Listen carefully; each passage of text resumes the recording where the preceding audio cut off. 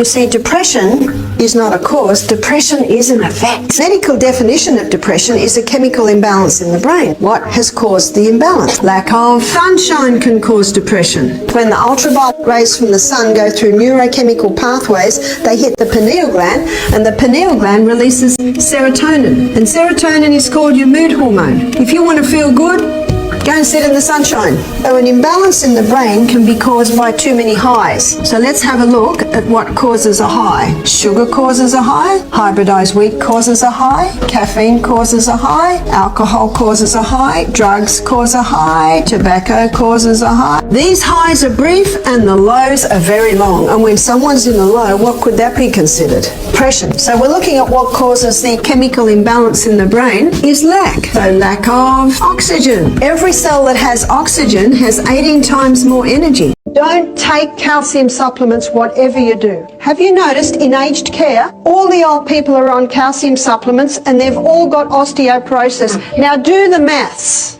Bones are made of 12 minerals. They're made of boron, calcium, chromium, iron, magnesium, mangazine, silica, sulfur, and selenium, potassium, phosphorus, and zinc. That's what bones are made of. They're not made of calcium. Calcium hardens cement, does not harden bones. It hardens the tissue. It contributes to atherosclerosis. The Calcium Lie is a book by Dr. Robert Thompson. He says, we go to med school, we learn this. We come out of med school, the blinkers go up. Osteoporosis should not be. And osteoporosis has a hormone factor. You see, high estrogen gets the progesterone down, and progesterone boosts bone-building cells. So anyone with osteoporosis should go on the Anna's Wild Yam Cream, which will lift the progesterone levels, and they boost osteoblast cells, which is your bone-building cells, plus resistance training. Yeah, the person should be doing push-ups, the plank, you know the plank? See if you can hold it for a minute. Cancer cannot get a hold on the body if the liver's working in optimum performance. And one liver herb that many people don't realise it is the lemon. So a great drink in the morning. Remember, you wake up, have your water, have another bit of water, and then when you come near the kitchen, have the kettle boiled and put juice of a lemon in some water with a little bit of boiling water on top, and have a warm lemon drink. Fantastic liver tonic. And also the lemon is an internal alkalizer, so that will do a few things too. Dandelion is the liver herb. Your liver is a recoverable organ. It's the only organ in the body that has the ability to regrow or recover. That's why they can do a liver transplant on just a little bit of liver, and the liver will regrow. And I'm so glad that God made the liver a recoverable organ, because some of the things that people are doing to their body, in ignorance, mostly granted, if we didn't have a recoverable organ. Talking heart attack, I have had people say that to me. One girl was 30, her cholesterol levels were 192, and the doctor said, you got to go on cholesterol-lowering medication. 30! We had a pharmacist do our program. She said, this really annoys me. She said, I know it's only a money-making scheme. Because if you go on an antibiotic, you're on it for a week. If you go on cholesterol-lowering medication, how long are you told you're on it for? Life. Now, she said, oh, I'm a pharmacist. I'm not against drugs. It's my business. But she said, this annoys me. You see, the brain needs fat. He said, I've spent $1 million on my health in the last 10 years. Not hard to do in America. He came to us, he was a little overweight, and he was in a wheelchair. He was on medication for blood pressure, for diabetes, 90 units of insulin a day. He was on cholesterol-lowering medication. He was on blood-thinning medication. So when he came to us, he said, anything you say, I will do. So I said, you won't need the bandages. And I got him to walk barefoot on the grass every morning. Wonderful exercise for the feet. I got him to get on the rebounder for 1 minute every hour. It's the best lymphatic cleanser and mover, and that swollen legs were lymphatic fluid. He started to eat a very low carbohydrate diet. So what did he eat? He ate high fibre. Where's your high fibre? All your plant foods are very high in fibre, particularly the vegetables. Generous amounts of protein. So every meal he had some legumes, he had some nuts, and he had some seeds. And he had healthy fats. What are healthy fats? They're fats as they came from the hand of the Creator. And the two oils are extracted from the flesh of the plant is your olive oil and your coconut oil. So instead of potato, he'd have sweet potato. Instead of banana, he'd have cherries, grapefruit. He was very excited because he didn't use his bandages all week. He was starting to walk more and more. He was with us for 2 weeks. At the end of the 2 weeks, he was on 10 units of insulin instead of 90. Just incredible. He emailed me 3 months later. He said, I'm off all my medication. All. He'd been diagnosed type 1 diabetes. He said, I'm off all my medication. He said, I'm eating a very low carbohydrate diet. He said, I eat a little. I'll have a little rice. I'll have a little millet. I have legumes every day. Melatonin. Melatonin is called your fix and rejuvenate nighttime hormone. That in those hours, that's when healing accelerates. Brain, our whole body experiences rest, rejuvenation, renewal. And what can you do to increase the output of those hormones? Exercise. Exercise every day. What else can help is laughter. No wonder the proverb says, a merry heart doeth good like a medicine, but a broken spirit dries up the bones. Sunshine. Sunshine in the day increases your ability to sleep better at night because sunshine increases the output of these hormones. You see, light and dark signals are fed through the optic nerve to a control center in the brain where your body clock is located. And your body clock communicates with the pineal gland. And when your eyes are getting sunshine in the day, you actually sleep better at night. You're sleeping in the dark, fasting. When you go to bed with an empty tummy, your intestines produce tryptophan. And tryptophan is a key amino acid used in the production of melatonin and serotonin. What can you do to the scalp to encourage the hair to grow again? You can make a mix that you can put on your hair. And this mix is, let's make up the mix. So half a cup of coconut oil and half a cup of castor oil. Castor oil is a very thick oil, but castor oil penetrates deeper than any other oil. So when that is put onto the scalp, it penetrates even deeper. Coconut oil is a very nourishing oil. It's an antifungal oil, antibacterial oil. But what you also can put with that, so now you've got a cup of oil there. To that cup of oil, you can add 10 drops of rosemary essential oil. Rosemary is a herb that's specific for the scalp.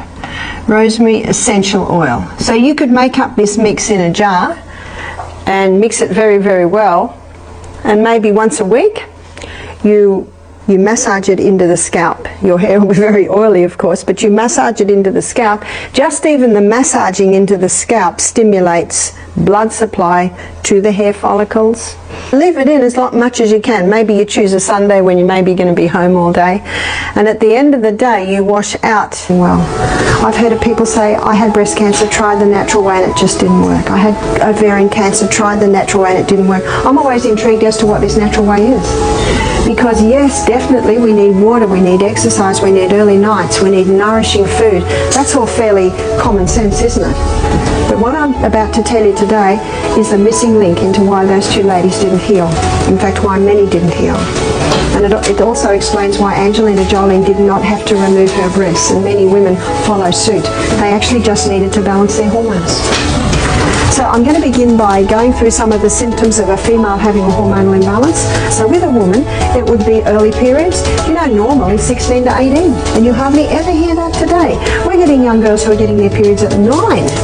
That's a hormonal imbalance. Very heavy periods, very painful periods, sore breasts at period time, premenstrual tension. These are all symptoms of a hormonal imbalance. Also, polycystic ovarian syndrome, ovaries that have cysts growing on them, fibroids in the uterus, endometriosis, lumps in the breast cancer, cervical cancer. The stomach's secret weapon, hydrochloric acid. No, the stomach should be acid. So if someone has heartburn or reflux, to take antacids, it defies reason. Because if you stop your acid, what's going to break your protein down now? No, the problem's not the acid. The problem's the gate. Now, God designed our bodies with a double-layered gate there to ensure that the acid doesn't come up. So if it's coming up, why is it coming up? It's coming up because that little gate has been weakened. So what would weaken it? Eating the largest meal at the end of the day. Did you know when the sun goes down, our whole body knows, and digestion slows down, everything slows down? In Australia, and I think a lot in America, a lot of people eat breakfast like a pauper and lunch like a pauper, and supper is the king and the queen together, is that right? And yet what we should be eating is breakfast like a king, lunch like a queen, and tea like a pauper. A lady said, what do paupers eat? I said, sometimes nothing. So when you eat that large meal at the end of the day, it's very difficult for the stomach to digest it. And so it doesn't all get digested by the time the person lays down to go to sleep. And when they lay down to go to sleep, gravity pushes that food against the cardiac sphincter, weakening it. I'll tell you something to be cautious of, and that is sodium lauryl sulfate. Sodium lauryl sulfate is what causes the foaming action in most shampoos. And sodium lauryl sulfate kills the hair follicles. So we don't want our hair follicles to die. So it's important to take a magnifying glass into the supermarket with you and have a look for sodium lauryl sulfate. You might find that if you go to places like Trader Joe's, Whole Foods, there will be some more natural type shampoos and conditioners. I always coconut oil my hair probably every 3 months. I put the coconut oil into it and I leave it for a whole day, and then at the end of the day I wash it out, and I have a shampoo that is a coconut oil based shampoo. You can get some very nice coconut oil based shampoos.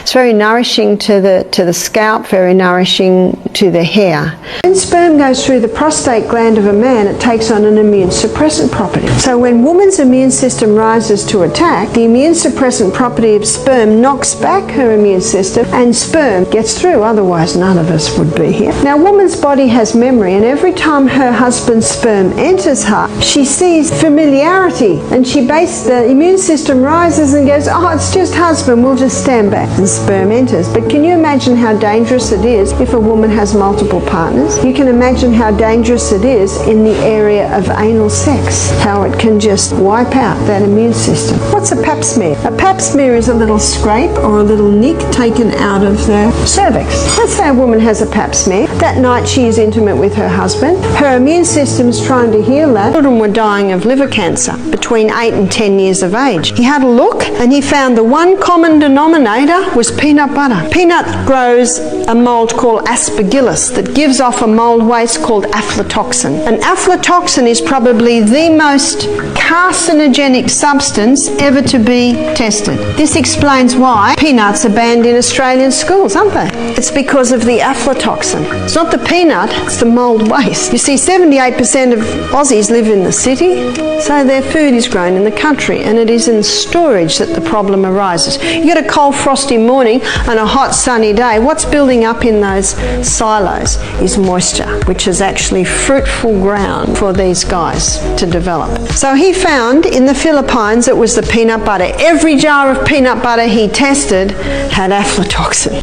Causes fatty liver. It's fructose. When fruit breaks down, it breaks down to glucose and fructose. Sugar is half fructose and glucose. So a lot of fruit juices, they got high fructose and they got sugar in them, which is another fructose and glucose. And a lot of cakes, biscuits, croissants, donuts, things like that, they're sweetened with high fructose corn syrup. People see high fructose corn syrup and they think, well, that sounds healthy. Fructose, fruit, syrup, oh, that sounds all right. But you know, it's one of the most dangerous sweeteners there are. It's so cheap. That's why they use it. The fructose went to the liver, and the liver converted the fructose to glucose and then sends it to the cell. But if someone had an overload of fructose, all that fructose goes to the liver, and it's too much fructose. The liver cannot convert it all to glucose, so it stores it as fat on the liver. There's your fatty liver. She said, I'm 70, I've had irritable bowel syndrome for 30 years. She's been on cortisones, anti-inflammatories. She said, the things that you have told me tonight, no one has ever told me. She said, no one ever told me that these foods were irritating my gut. She was very excited. That was Tuesday night. She went home, she immediately implemented everything she'd heard. She had coconut cream on her breakfast instead of cow's milk. She had a bit of honey on her breakfast instead of sugar. She stopped the wheat and bought some spelt sourdough bread. I think she had some millet for breakfast instead of her oats. Some can handle oats, some cannot. She started to have a dandelion instead of her coffee. She immediately implemented. She's 70, 30 years she's been struggling with this. Thursday night, what's that? 2 days, 2 nights. Thursday night she came up to me and she said, I've stopped bleeding from the colon. She said, I have no more pain. She said, instead of going 6 times a day, she said, today I went 3 times. 2 days. Is she healed? No, but she's on the road. You're the doctor.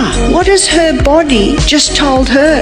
Yes. So there is an eye wash that is very beneficial for sore eyes, for bloodshot eyes, for dry eyes. And this can also be used for glaucoma. A half a teaspoon of golden seal and a half a teaspoon of eye bright. And 1 cup of boiling water. So you cool and strain. And then you can wash your eyes with a little eye wash. You know, the little eye bath? You can wash your eyes with that a couple of times a day. Open up your windows and doors and let that sunshine in to purify the air, because the quality of air is very important. Many people don't have good quality of air because their pillows haven't been changed for 20 years. Have you noticed when you buy a pillow today, it'll have a date on it? Well, I don't change my pillows when it says out of date because I put my pillows in the sun. Not every day, but often when I change my sheets. I also have a pillow protector on my pillow as well as a pillowcase on my pillow, because when you're sleeping, where is your nose? Right next to your pillow. So pure air is of the utmost importance for your respiratory organs. Be mindful of the air in your bedroom. We spend 1/3 of our life in that room. You don't think of that. 24 hours in a day, that's 3 lots of 8s. So make sure your bedroom has pure air in it. If you have carpet in your bedroom, that must be vacuumed every week. Pull the bed out every week. It must be vacuumed. If you have a wood floor, how much dust is under your bed after 3 or 4 days?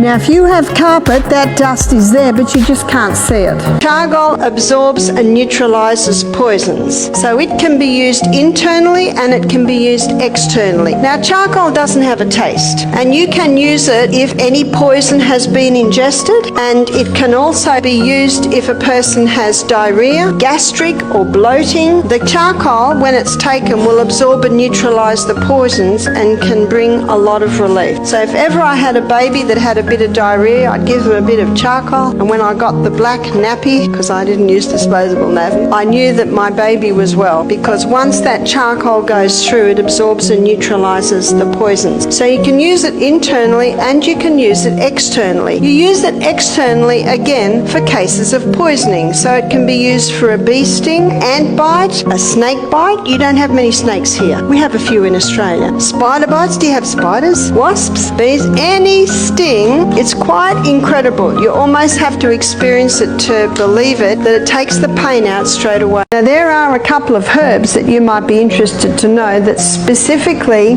have a tonic effect on the liver. Lemon, the humble lemon, has a great tonic effect. You might have heard the old saying, bitter to the mouth, sweet to the stomach, and sweet to the mouth, bitter to the stomach. Well, you apply that to the liver. Bitter to the mouth, it's a sweet to the tonic. So to the liver, a sweet tonic to the liver. So all your bitter herbs. So let's look at some bitter herbs. Dandelion. Dandelion is a well-known liver herb. Also St. Mary's thistle. St. Mary's thistle is also called milk thistle. And gentian. This is not as well known. Gentian is also an incredibly bitter herb. And a sweet bitter is ginger. So your 10 o'clock juice, which is Granny Smith apple and ginger, I think it's one of the nicest. Stimulating effect to the blood. And there's some of the herbs that stimulate the liver. Remember, the liver is a recoverable organ. And if you give it the right conditions, it can begin to recover. The chamomile tea bag down. Chamomile is a mild tranquilizer. Pour your cup of tea. The whole body, your limbic system will be screaming at you saying, panic! This is what you usually do. Ignore it. One girl said to me, that'll be very hard. I said, it will be very hard. It's very hard to rewire your brain, but you can. Where there's a will, there's a way. If you say you can, you will. If you say you can't, you won't. As we'll see as we go through the laws that govern the mind, our words affect our thoughts and our feelings. The limbic system was screaming at her panic, but she ignored it. I said, go outside with your cup of chamomile tea and now do star jumps. Can't do star jumps. Get on the exercise bike. Run around the house 3 times. Get on the rebounder. Push-ups. Can't do any of that because the knees and the hips aren't good. Breathe deeply. I had a lady, she was coming to do our program. She said, well, I'm about to go on dialysis. I'm 57. My legs are swollen and I'm worried if when I come to your retreat and go through the detox, I'll get worse. I said, we'll closely monitor you. She said, oh, all right. She came. Remember that early morning? My celery was going to seed. Did you know that celery is an excellent kidney herb? Parsley is an excellent kidney herb. Couch grass is all through my yard and trying to get into my garden. I'm always pulling it out. Another kidney herb. So I gathered all of this, and what I did was I made her up a litre or a quart of tea every day with the celery seed. I just put the tops in, and I put some ginger in there to make it taste a little bit better so it didn't taste like grass. I said, I want you to drink a litre of water a day and a litre of this tea. And that was far more than she was usually drinking. But I said, you are never to drink a whole glass at once. You have to drink it little by little by little by little. And the kidneys can cope a lot better with that. So Monday morning, she did not walk with the guests. Tuesday morning, she walked with the guests. Her legs had gone down by half. She was so excited. She hadn't seen them like that for weeks. She was a very happy lady when she went home. We wrote a program for her to continue. She emailed me 3 months later. She said, I don't have to go on dialysis.